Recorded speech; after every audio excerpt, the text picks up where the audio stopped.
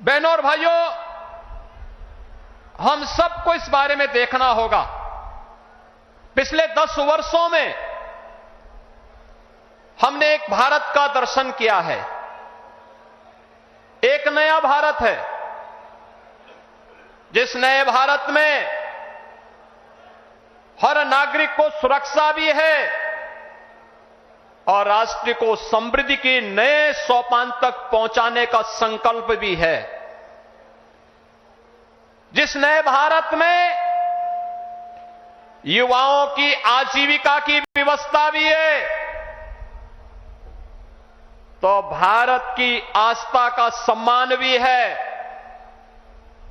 आस्था का सम्मान किस रूप में? काशी में काशी विश्वनाथ धाम, अयोध्या धाम में रामलला का पुनः विराजमान होना, केदारपुरी और बद्रीनाथ धाम का पुनरुद्धार का कार्य संपन्न होना,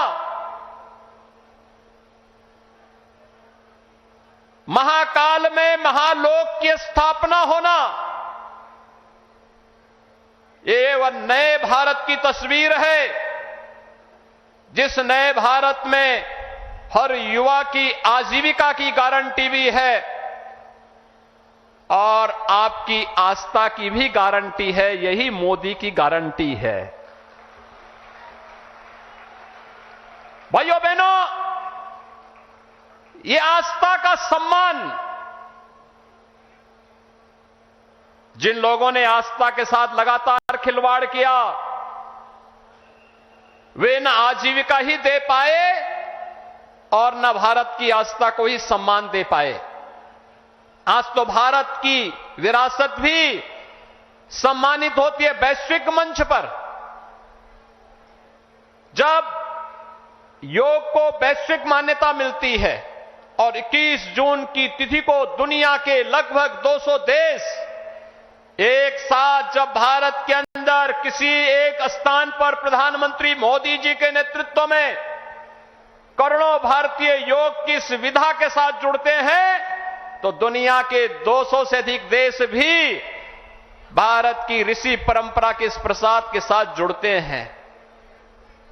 कुंभ का आयोजन यूनेस्को के द्वारा मानवता के मूर्त सांस्कृतिक धरोहर के रूप में से मान्यता देना हो, या फिर अबू धाबी में भी किसी हिंदू मंदिर का होना, जो कभी कल्पना थी आज वह साकार हो रही है। यही नहीं, भारत के अंदर जो पहले असंभव था आज वह संभव हुआ है।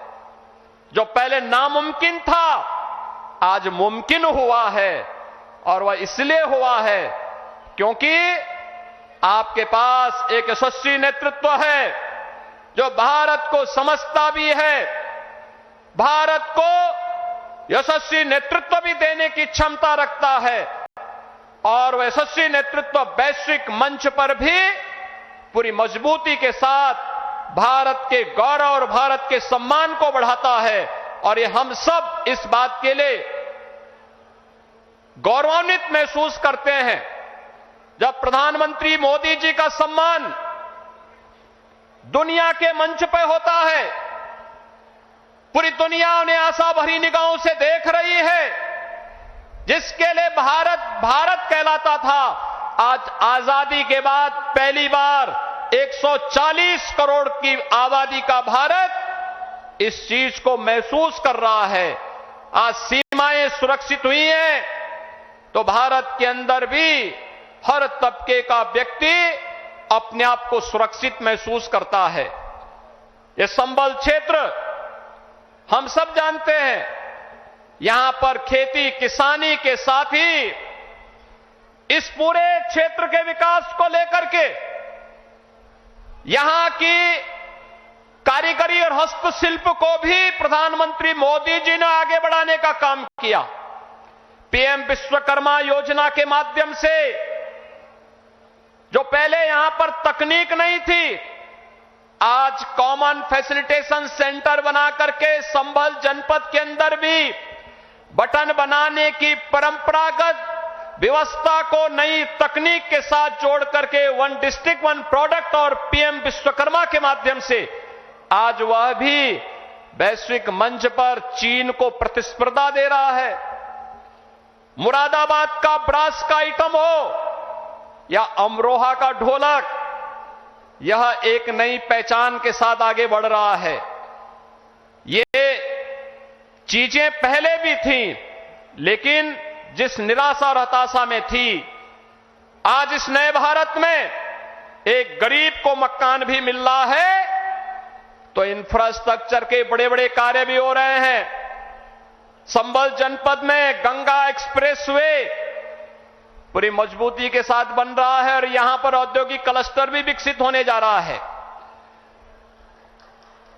आने वाले समय में संभल से प्रयागराज की दूरी, और 2025 में जब प्रयागराज कुंभ होगा, हमारा प्रयास होगा, उस समय डबल इंजन सरकार का प्रयास है कि उस समय प्रयागराज में गंगा एक्सप्रेसवे से पश्चिमी उत्तर प्रदेश और देश के अन्य भागों के लोग प्रयागराज पहुंचे। प्रयागराज की दूरी को न्यूनतम करने की दिशा में यह एक नया प्रयास प्रारंभ हो रहा है और गंगा एक्सप्रेसवे इसके लिए आपके लिए तैयार होने जा रही है।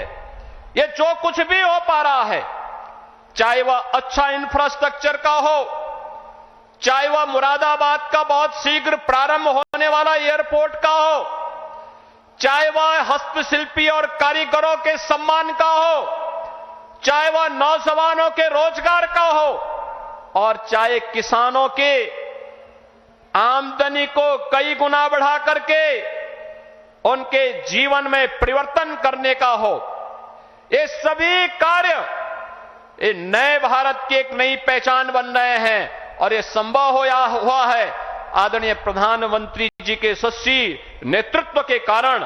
आज प्रधानमंत्री जी का आगमन इस भगवान विष्णु के 10वें अवतार के रूप में भगवान कल्कि, जिन्हें भारत के शास्त्रों ने, चाहे वह महाभारत हो, श्रीमद् भागवत महापुराण हो, स्कंद पुराण हो, विष्णु पुराण हो या अन्य जितने भी ऐसे महत्वपूर्ण शास्त्र हैं जिनका बहुत स्पष्ट कहना है कि कलयुग और सतयुग की संधि काल में, युगाब्द के अंत में भगवान कल्कि का अवतार अवश्य होगा और इस धराधाम में पुनः सनातन धर्म की स्थापना का जो कार्य उस समय अधूरा रह गया है, वह उनकी कृपा से संपन्न होगा।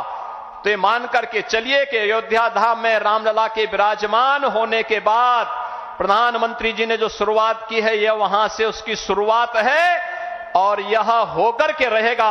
आज आदरणीय प्रधानमंत्री जी शिला रखने के लिए स्वयं इस कल्कि धाम के इस आयोजन में यहां पर उपस्थित हुए हैं।